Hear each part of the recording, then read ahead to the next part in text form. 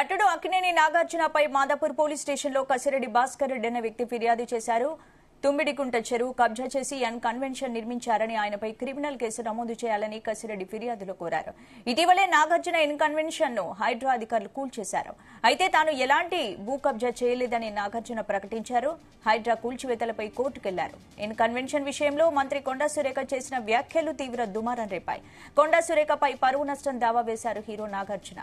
ఈ వివాదాలన్నీ సాగుతుండగానే నాగార్జునపై పోలీసులకు ఫిర్యాదు రావడం ఆసక్తిగా మారింది.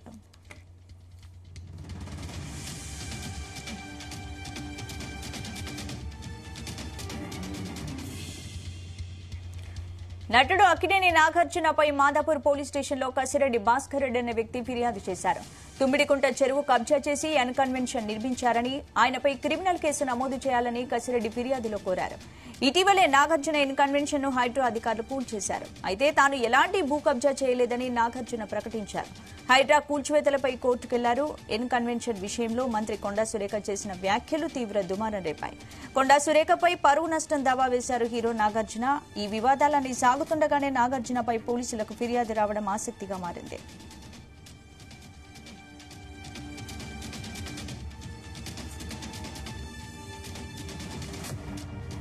ఇదే అంశానికి సంబంధించి పూర్తి అప్డేట్స్ మా క్రైమ్ బ్యూరో చీఫ్ రవితేజ అందిస్తారు. రవితేజ, కన్వెన్షన్ వ్యవహారానికి సంబంధించి ఎవరైతే హైడ్రాకు ఫిర్యాదు చేసి కూల్చివేతలకు కారణమైనటువంటి వ్యక్తి కసిరెడ్డి భాస్కర్ రెడ్డి మళ్ళీ మాదాపూర్ పోలీస్ స్టేషన్ లో ఒక ఫిర్యాదు అందజేశారు. ఈ ఫిర్యాదులో తను క్లియర్ గా తమ్మిడికుంట చెరువు కబ్జా చేసి కన్వెన్షన్ నిర్మించారని, ఆయన పైన క్రిమినల్ కేసు నమోదు చేయాలంటూ కూడా కసిరెడ్డి భాస్కర్ రెడ్డి అనే ఒక వ్యక్తి ఇచ్చినటువంటి ఫిర్యాదు పైన పోలీసులు లీగల్ ఒపీనియన్ తీసుకొని కేసు నమోదు చేయాలా లేదా అనే దానిపై మాత్రం ఇప్పటికే పర్యవేక్షణ కొనసాగిస్తున్నట్టుగా తెలుస్తుంది. దీంట్లో చాలా క్లియర్ గా అతను కానామెట్ తమ్మిడికుంట చెరువు 29 ఎకరాల 24 గుంటలు విస్తీర్ణాలలో ఉండగా ఈ చెరువులో 3 ఎకరాల 30 గుంటలు కన్వెన్షన్ నిర్మాణం యజమాని అక్కినేని నాగార్జున కబ్జా చేశాడని irrigation EE north tank division Telangana ప్రభుత్వం అధికారి 17/2/2021లో రిపోర్టు సమర్పించింది. లోకాయుక్త తన జడ్జిమెంట్ కూడా 16/2/2024లో తెలియజేశారు. జనం కోసం ఇచ్చిన ఫిర్యాదులో కన్వెన్షన్ కబ్జా చేసిన తమ్మిడికుంట పునరుద్ధరించాలని, సంబంధిత కబ్జాదారులపైన అక్కినేని నాగార్జున పైన చట్టపరంగా శిక్షణ చేయాలంటూ కూడా 2008-2024లో హైడ్రా అన్ని విభాగాల అధికారులకు పోలీస్ బందోబస్తు కన్వెన్షన్ పూర్తిగా తొలగించడం జరిగింది. అతను కబ్జా చేశాడంటూ కూడా అధికారులు రిపోర్ట్ సమర్పించారు. కాబట్టి కన్వెన్షన్ తొలగించడంతో పాటు అతని పైన క్రిమినల్ కేసు నమోదు చేయాలి.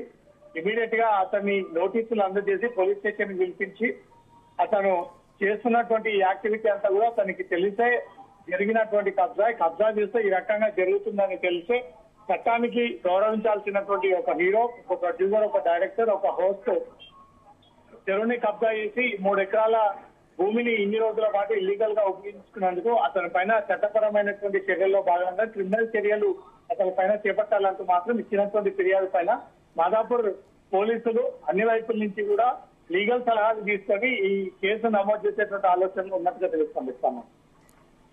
అంటే ఏంటి అంటే ఇప్పుడు నాగార్జున కన్వెన్షన్ ని హైడ్రా అధికారులు కూల్చేశారు. సురేఖ వ్యాఖ్యలపై కూడా పరువు నష్టం దావా వేశారు. ఇప్పుడు మళ్ళీ పోలీసులకు మళ్ళీ నాగార్జునపై ఫిర్యాదు చేయడం జరిగింది. ఏంటి అంటే కంప్లీట్ గా కాంగ్రెస్ ప్రభుత్వం నాగార్జున ఫ్యామిలీని టార్గెట్ చేస్తుందా? రాజకీయ పరమైనటువంటి విమర్శల పక్కన పెడతాయి.